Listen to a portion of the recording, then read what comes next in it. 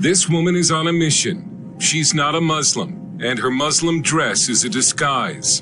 Her mission is for Muslims to know what is in the Quran, because she says if more Muslims knew what was in the Quran, more would leave Islam. All right, folks, welcome back to the channel. This video is not an easy topic to address, but the more I have looked into this, the more that I'm convinced that I need to address it. It features a story of a woman who is raised as a Muslim, but then left Islam after reading the Quran herself. I'll pause just a few times to either add a little bit of context or to quote the Quran directly. Let's dive in. Mona Walter came to Sweden from Somalia as a war refugee when she was 19. She says she was excited about joining a modern European nation with equal rights for women. But as a young Muslim woman, that was not the Sweden she encountered. In fact, she says it was in Sweden where she first experienced radical Islam on a daily basis. I discovered Islam here in Sweden. In Somalia, you're just a Muslim. You're just born into Muslim country without knowing the Quran. But when you come to Sweden, then you go to mosque. And there is a Quran, so you have to cover yourself, you have to be a good Muslim. Walter says she grew up in Somalia never having read the Quran. So I didn't understand what I was part of. I didn't know who Muhammad was. I didn't know who Allah was. So when I found out, I was upset, I was sad, and I was disappointed. She says she discovered that Allah is a God who hates, and that Islam is not a religion of peace.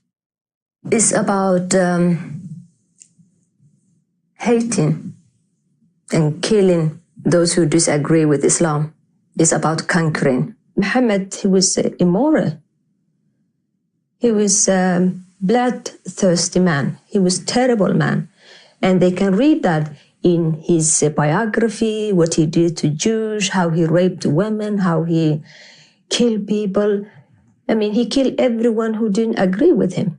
Discouraged, she left Islam and became an atheist, until one day a family relative encouraged her to read the Bible. She still remembers the first time she read Matthew chapter 5, verse 44, where Jesus said to love your enemies and pray for those who persecute you. It was very strange for me, love your enemy, because in Islam you have to kill your enemy.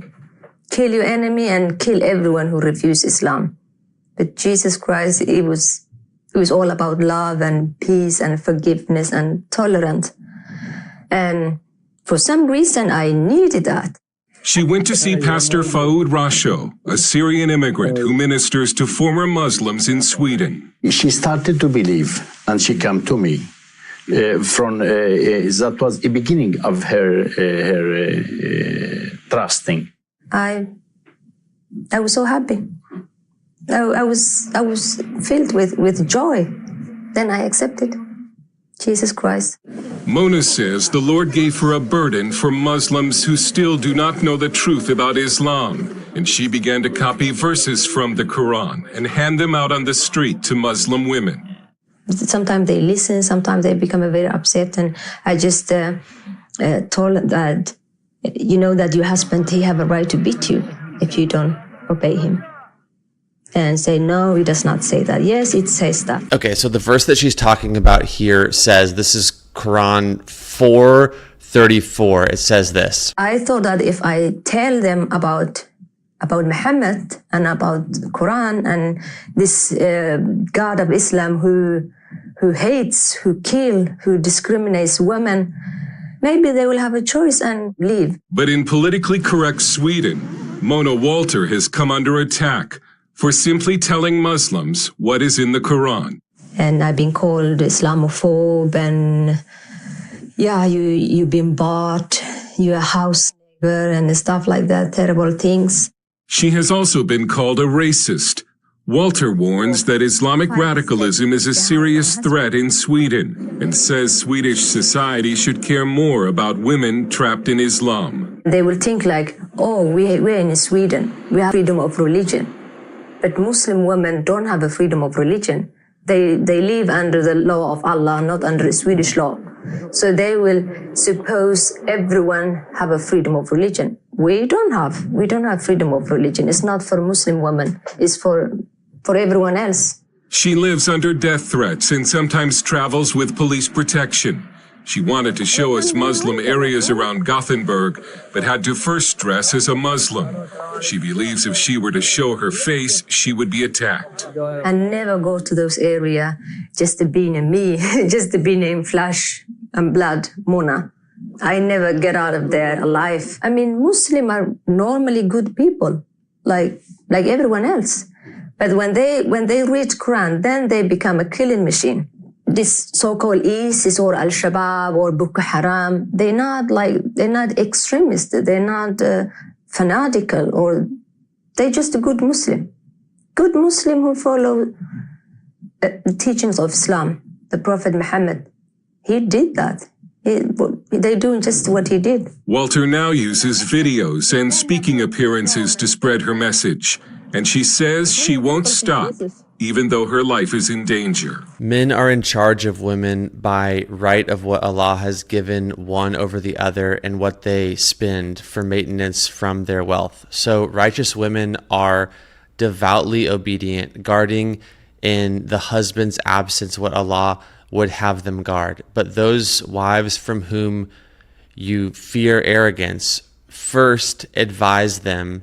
Then, if they persist, forsake them in bed, and finally strike them or beat them.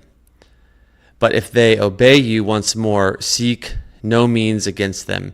Indeed, Allah is ever exalted and grand. Now, a common response to this is that the word hit there or beat there really means to hit lightly. I actually had the chance when in the Middle East to ask this exact question to a Muslim imam, and he demonstrated the way he recommended that men punish their wives. Here's a small clip of that conversation. How can I strike her? He say, you bring this, you know what we call this? Give me your hand. I slap you with this. Don't do these mistakes. Okay? This is the teaching of the Prophet Muhammad. Now you understand. But I actually also came across a verse in Sahih Muslim Book 4 Hadith 21:27, where Aisha reported, quote, I have not seen any women suffering as much as believing women. Look, her skin is greener than her clothes. So here is Aisha, who, by the way, was 6 years old when Muhammad married her, 9 years old when he consummated that marriage with her, which we could have a whole other video just on that. But here's Aisha admitting that Muslim women are green with bruises. So all I'm saying is please look at this topic yourself. Don't take my word for it. This really is the tip of the iceberg. Injustice anywhere is a threat to justice everywhere. And we're living in a truly strange and bizarre time where religious pluralism is this veneer of acceptance and of love, but that veneer is actually causing us, it's causing people to supersede the rights of individuals and the rights of women with this idea of religious pluralism, which I think is a huge problem.